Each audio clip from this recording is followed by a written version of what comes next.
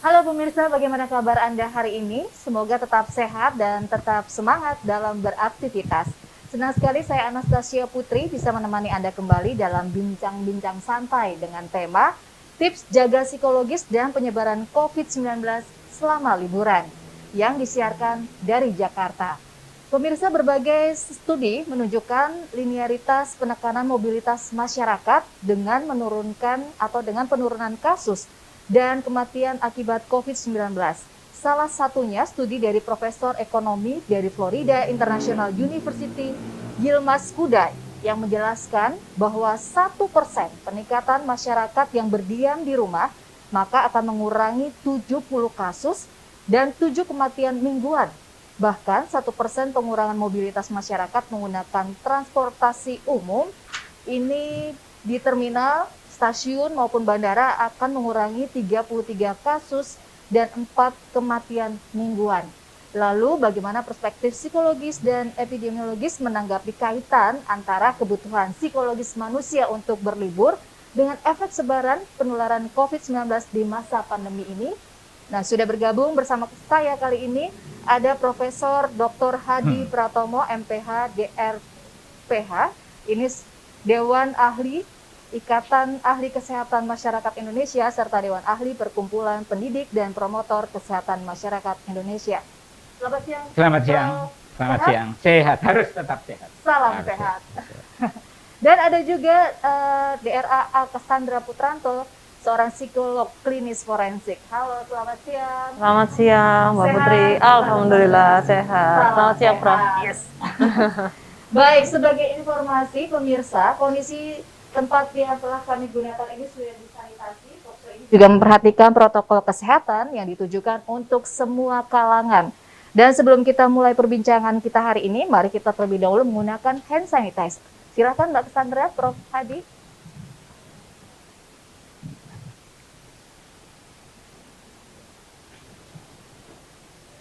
Nah. Baik, terima kasih. Nah, pertama-tama nih saya mau bertanya dulu nih ke Prof. Hadi. Kita ngobrol santai aja ya, Prof. Boleh. Apalagi udah mau jelang liburan nih. Iya. Ini sebentar lagi menghadapi libur cuti bersama akhir Oktober, banyak masyarakat yang akan bepergian ini bisa berpotensi menyebabkan terjadinya penambahan kasus COVID-19. Lalu bagaimana Prof. Hadi melihat fenomena pergerakan penduduk seperti ini? Kalau arti saya sih sebenarnya paling bagus ya stay home lah, nggak kemana-mana, ya kan? Ya. Tapi kan ini sudah stay home terus nih selama 8 bulan hampir ya? Iya, Nah. ya. Bayangkan ya, saya sudah 8 bulan juga nggak pernah ketemu cucu. Kita bisa nahan, ya kan? Artinya kita harus menjadi contoh, jadi role model, ya kan? Itu barangkali yang saya lihat juga, kan kadang-kadang kalau kita lihat berita kan masih ada pejabat yang nggak konsekuen ya. Nah itu saya kira tidak bagus untuk masyarakat. Jadi kita harus memberikan contoh. Jadi masing-masing harus menjadi role model untuk diri sendiri ya. Betul. Jadi paling bagus itu sebenarnya kan stay, tidak usah pergi. Kalau harus terpaksa pergi, ya kan? Kalau harus terpaksa pergi, untuk yang pergi, ya kan? Ya dia harus karena kan dunianya dibalik ya. Kalau dulu kan boleh salaman, sekarang salaman bahaya, ya kan? Ya, dulu kalau apa itu erat itu kan deket-deket boleh, nyium cucu boleh. Ya sekarang bayangkan nanti kok dari Jakarta pulang ke Jogja, pulang ke Solo, ya kan?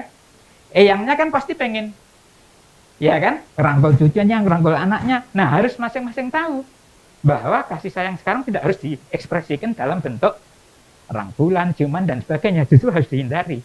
Ya jadi kalau akan mudik, ya tadi dua belah pihak. Yang mau mudik dan keluarganya harus menjaga protokol kesehatan, ya kan? Artinya kan tadi kan harus menggunakan masker, harus menjaga jarak, ya kan? Dan selalu cuci tangan dengan sabun. Sebaliknya yang didatangi, entah eyangnya, entah keluarganya, juga harus melakukan yang sama. Itu. Tadi menarik sekali tuh, Prof. Katanya kangen cucu juga kan, 8 bulan nggak ketemu. Nah, itu sebagai gantinya untuk mengobati rasa rindu nggak ketemu cucu gimana nih, Prof? Oh, kalau kita pakai call saja, pakai video. Jadi karena kebetulan anak saya juga bisa menahan diri. Jadi kita di rumah dengan istri saya saja ya. Kalau perlu ya kita calling seperti itu. itu tadi yang saya katakan, kita harus memberikan contoh. Gitu. Memberikan contoh. Nah, ini menarik nih. Kalau Ya. dari sisi psikologis, seperti apa nih Mbak Cassandra? Tentang fenomena masyarakat yang pengen liburan di masa libur panjang ini. Ya, Tapi masih pandemi gitu. ya memang pada dasarnya kan dalam kehidupannya manusia itu bekerja, punya kegiatan, dan memang ada semacam kebutuhan yang setelah beberapa waktu itu harus ada libur. Nah, kita sendiri sudah ketahui bahwa kemarin bulan Juni kan liburan kita satu sudah terpaksa hilang ya, karena anak-anak yang harusnya liburan kenaikan nggak bisa, yang orang tua juga bisa cuci nggak bisa juga. Jadi sementara ada kebutuhan tersebut tapi tidak bisa dilakukan. Nah, tentu saja harus dirubah mindsetnya gitu ya. Nah, yang jelas bagaimana orang-orang bisa menyikapi bahwa liburan itu kan mindset yang sebelumnya itu kalau liburan itu kan harus berpindah keluar negeri, keluar kota, keluar desa, keluar rumah gitu kan. Jadi ada perubahan suasana. Itu kan konteksnya tuh. Nah, sekarang bagaimana it's all actually it started in the mind ya. Jadi bagaimana ada di dalam kepala kita, di dalam benak kepala kita. Nah, perubahan suasana itu harus kita buat. Jadi bagaimana masyarakat kita masih tetap menyadari bahwa menjaga protokol COVID itu penting, terutama karena kita kan sekarang sudah bertarung sekian lama nih menjaga, begitu ya Prof ya? Ada naik dan turun dan lain sebagainya. Dan yang jelas dalam menghadapi menjelang liburan ini ya tentu saja harus tetap dijaga, jangan sampai kita terdorong oleh keinginan untuk libur itu tadi karena kebutuhan, karena memang sudah capek dan memang pengen libur, terus kita jadi kehilangan kewaspadaan.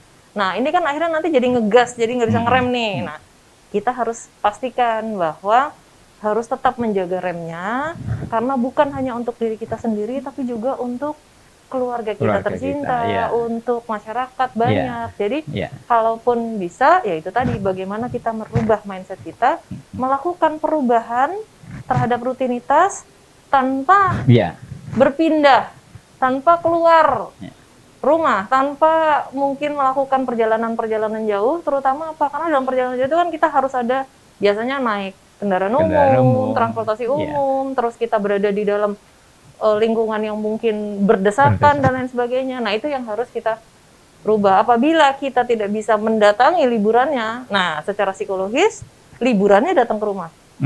Jadi kalau perlu rumah kita itu kita set kayak suasana liburan misalnya. Camping jadi, di rumah gitu misalnya. Camping aja bisa di dalam rumah loh, bisa di dalam kamar loh. Gitu, atau sekarang berkebun ikan cupang gitu. Betul, kira-kira seperti itu. Iya, kalau Prof punya pengalaman apa nih berlibur di rumah atau stay at home menyenangkan itu seperti apa, Prof? Kalau saya ya kembali lagi kan saya itu kan harus memberikan contoh ya, karena kalau seperti saya bilang departemen saya kan departemen pendidikan kesehatan dan perubahan perilaku. Jadi lifestyle itu paling penting. Dan saya sebagai dosen itu harus saya terapkan. Ya. Jadi keuntungan saya dengan ini, dengan COVID ini, rutin selalu setiap pagi saya harus jalan 1 jam.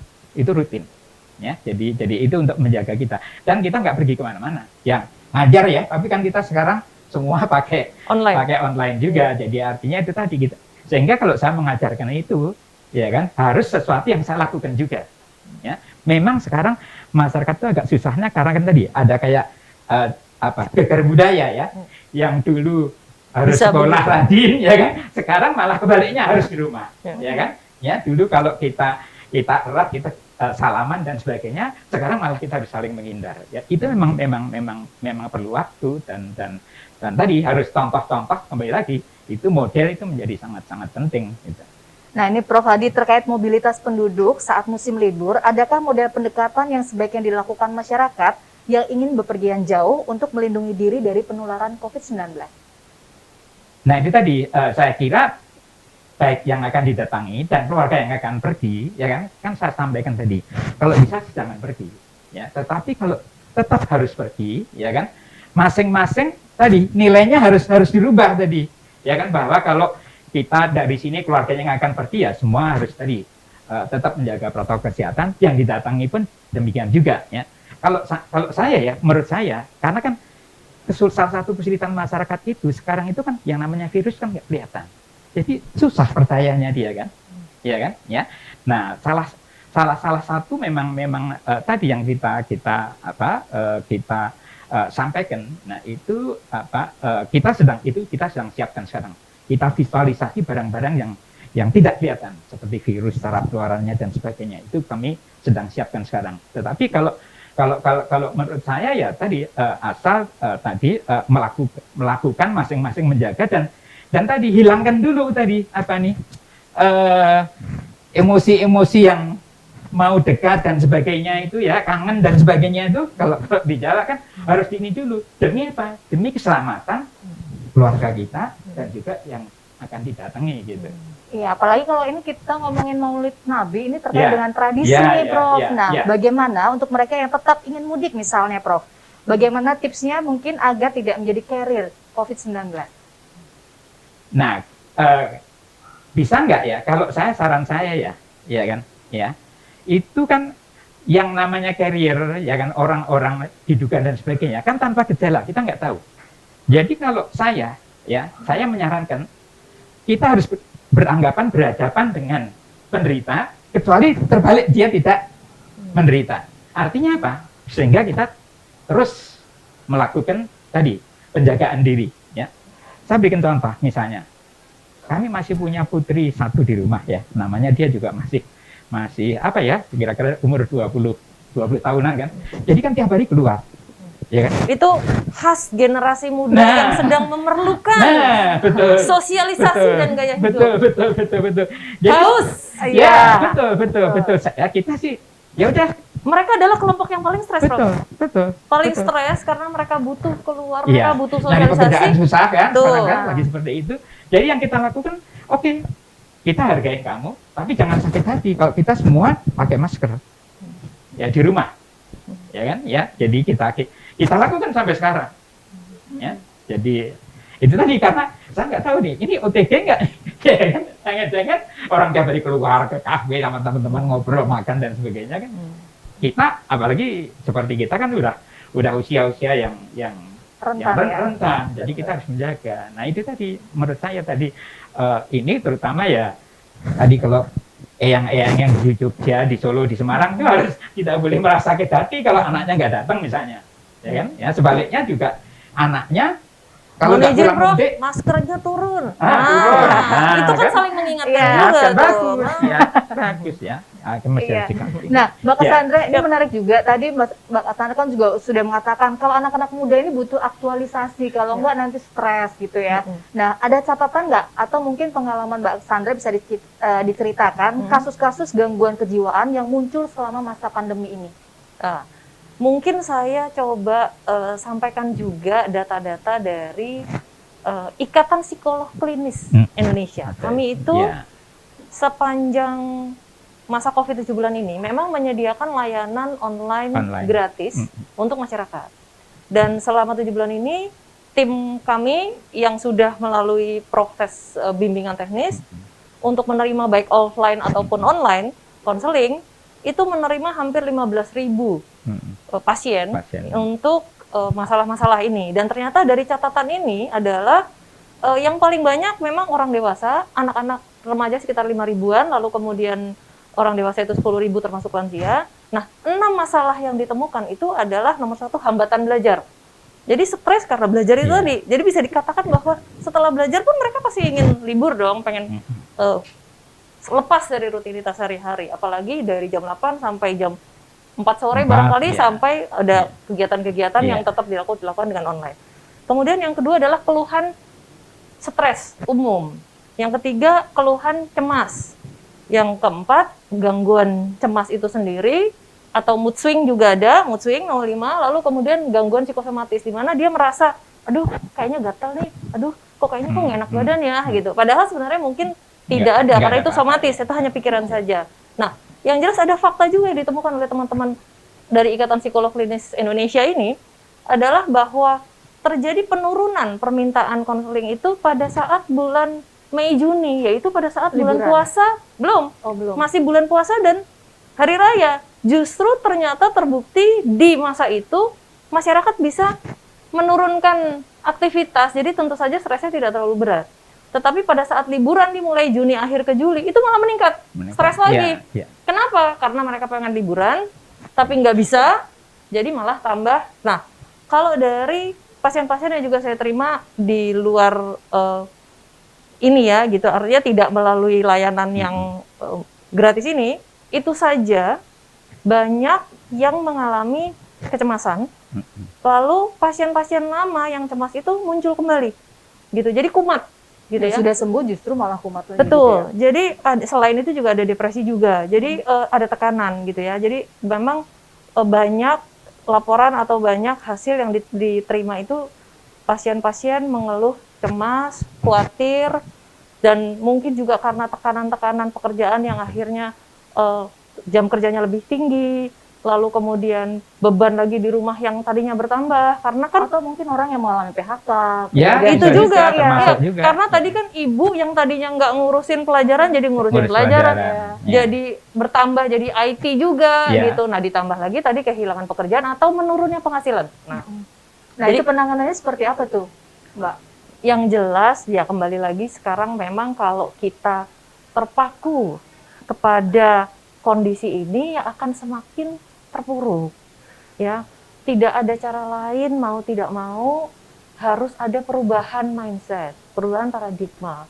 Saya melihat justru ada fenomena yang luar biasa, di mana orang-orang akhirnya justru melakukan alih profesi, gitu ya. Dia nyoba kegiatan baru, lalu kemudian malah bisa jadi sumber penghasilan baru. Ya, banyak cerita-cerita seperti itu. Ya, jadi sekarang akhirnya dari apa yang kita pikir, apa yang kita rasa. Kalau kita merasa bahwa kita tidak bisa, ya tentu akan hasilnya juga tidak bisa. Jadi harus kita atur supaya kita tetap positif, kita yakin kita bisa mengatasi kondisi apapun, yang tentu saja harus diiringi dengan tekad yang kuat untuk melakukan kegiatan. Nah, kegiatan ini tentu saja tetap menjalankan protokol kesehatan dan tetap menjaga apabila memang tidak perlu sekali ya tentu saja tidak harus berpindah keluar atau mudik itu ya istilahnya karena pada saat Lebaran pun masyarakat bisa untuk tidak melakukan itu. Sementara sekarang ini apabila memang ada kebutuhan lagi apalagi untuk liburan ya mungkin harus bisa diatasi untuk ditahan lagi sedikit lagi nih. Ayo harus bisa. Itu yang menahan itu yang susah sekali loh. Kadang-kadang apalagi kalau dilihat di Instagram nih kok banyak foto-foto liburan, orang tetap santai. Padahal itu udah dari tahun-tahun kapan gitu. Itu salah satu cara loh. Ya, meletakkan foto-foto liburan jadi supaya kita merasa bahwa kita lagi libur gitu. Oke, nah untuk Prof Hadi, bagaimana Prof membudayakan dan menjaga disiplin dan konsisten nih terkait dengan penggunaan masker, menjaga jarak dan mencuci tangan. Lalu bagaimana strategi pendidikan yang seharusnya dilakukan masyarakat agar mau berubah perilakunya dan bisa berlibur dengan aman dan nyaman? Ya, jadi gini, yang kita sedang persiapkan itu adalah istilahnya pendidikan yang berbasis budaya dan nanti dengan pendampingan dengan coaching, kalau istilah ini coaching ya, jadi seperti itu itu kami sedang persiapkan. Jadi kami tim ada beberapa guru besar UI yang pemerhati COVID, kita sedang menyiapkan hal seperti itu ya. Nah, tetapi yang penting tadi bukan hanya, nah sekarang itu ya yang terjadi ya kan, masyarakat kan dikasih informasi begitu banyak ya, dari mana informasi begitu banyak ya. Tapi informasi itu, cara berpikirnya, semakin banyak informasi itu semakin bagus. Padahal mestinya harus dievaluasi. Ini informasinya itu nyampe apa tidak, ya kan? Kemudian cocok apa tidak, bahasanya cocok apa tidak. Apalagi budaya kita begitu banyak, ya seperti itu.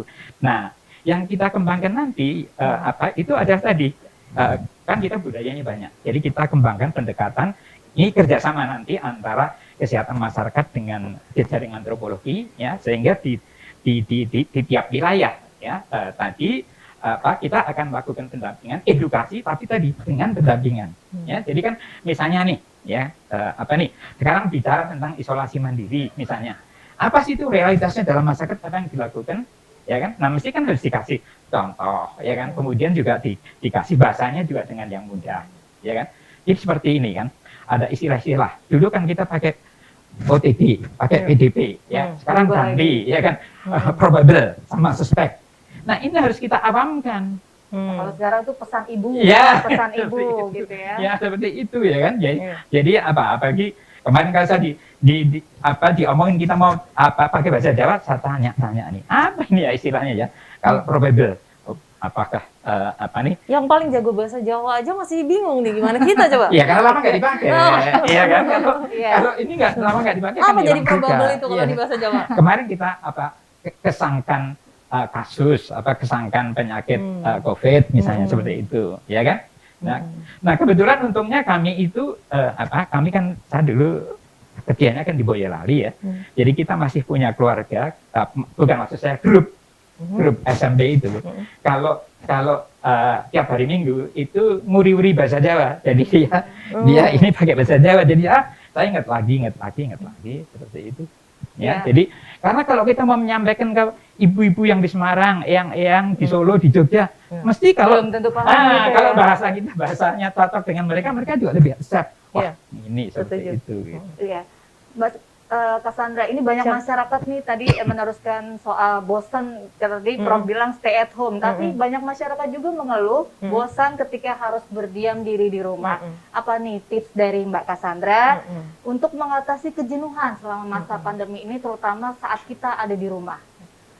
Kembali lagi pada inti utamanya adalah setelah rutinitas kita perlu libur. Ya, jadi nomor satu itu adalah justru kalau libur itu kita yang paling utama nomor satu adalah merawat diri, ya, merawat diri. Jadi makannya mungkin harus diperhatiin, mungkin kemarin kurang makan atau menunya kurang. Nah ini sekarang harus apa nih? Apakah nanti mesti masak sendiri, cari yang segala macam nih, gitu. Nah yang pertama merawat diri. Kemudian yang kedua mencoba untuk keluar dari ruangan. Jadi lihat udara, lihat langit, lihat gitu ya.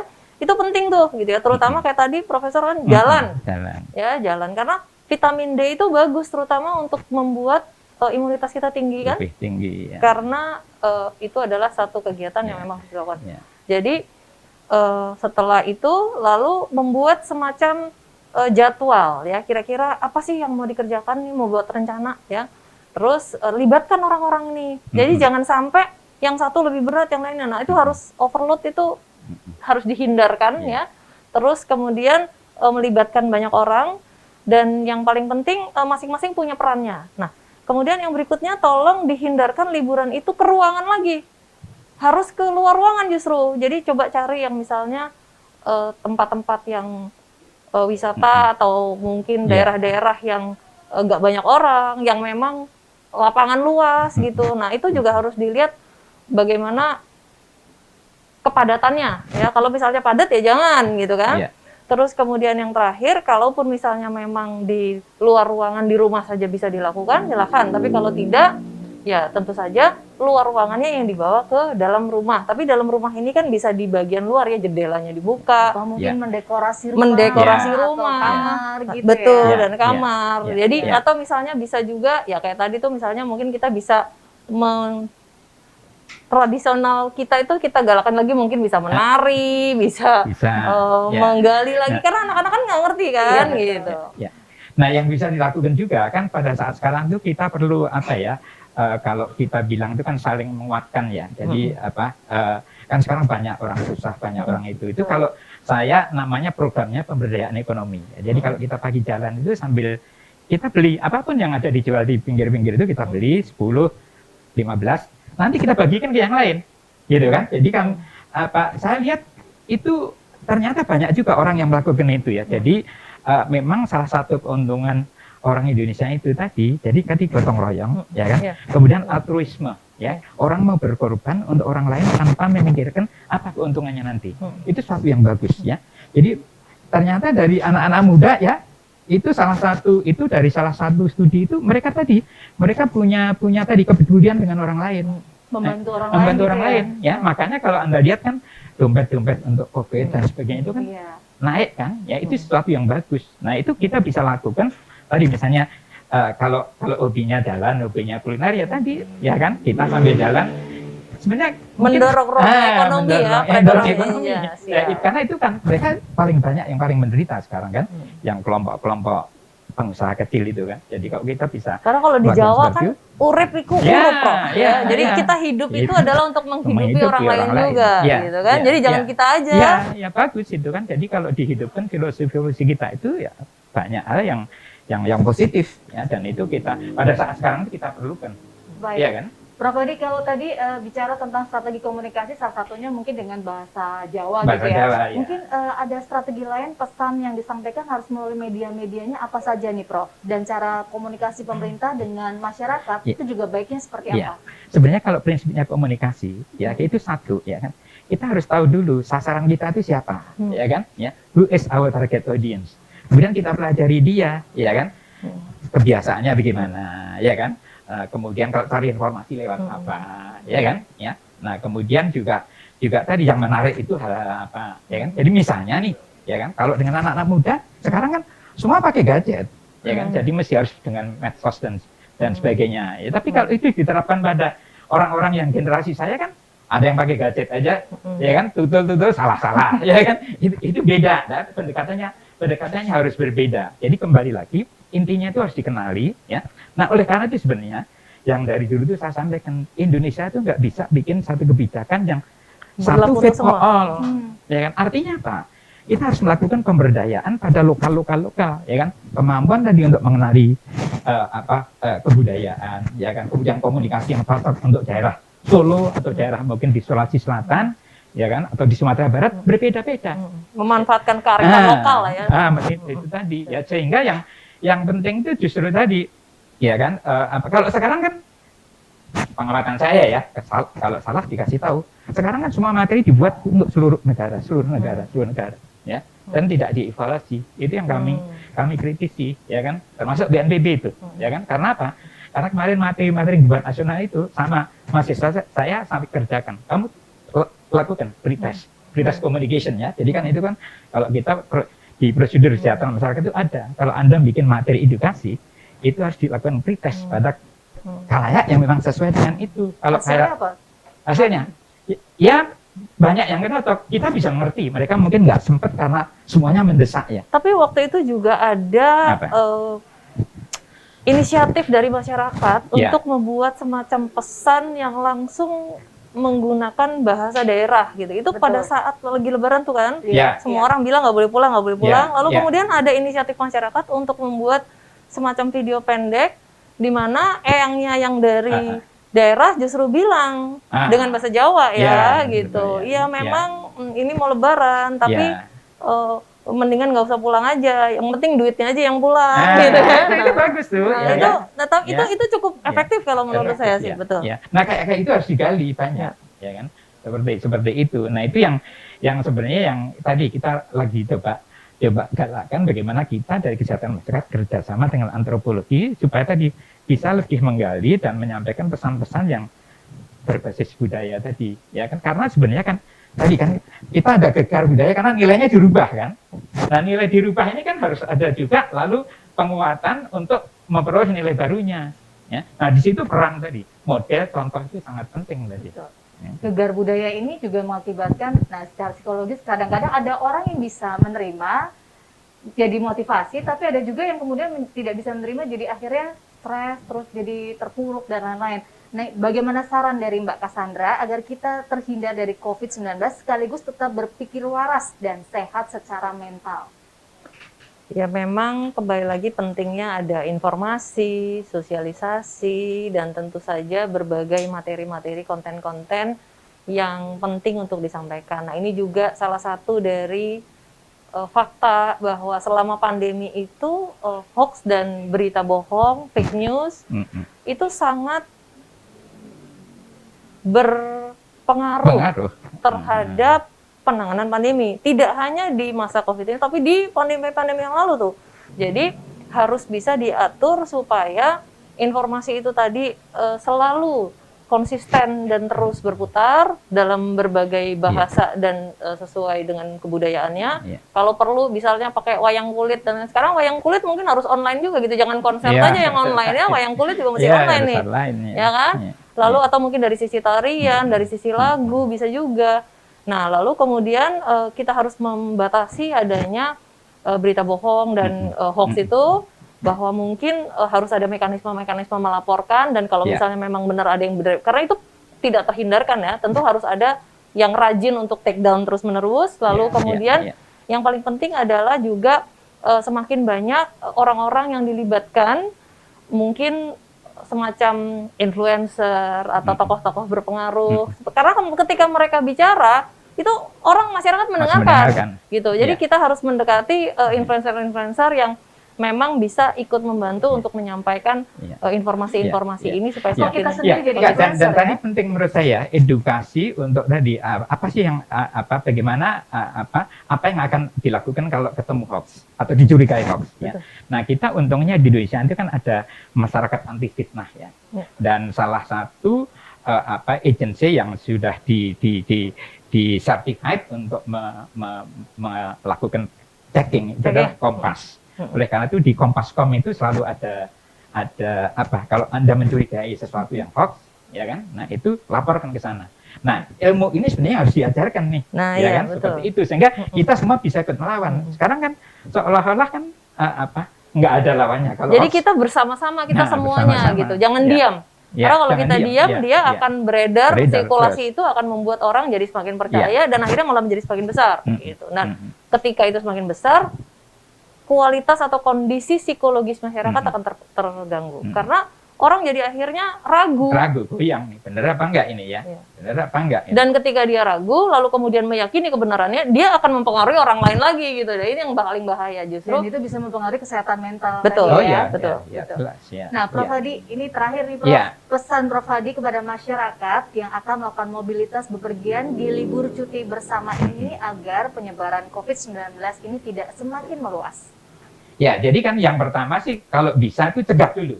Karena prinsip kesehatan saya dicegah. Jadi kalau nggak bisa nggak harus mudik ya, kenapa harus mudik ya? Artinya diganti tadi dengan macam-macam kegiatan. Nah, kemudian kalau terpaksa harus mudik, ya tadi lakukan protokol tadi dan tadi nilai-nilai tadi harus bisa diterima juga, ya kan?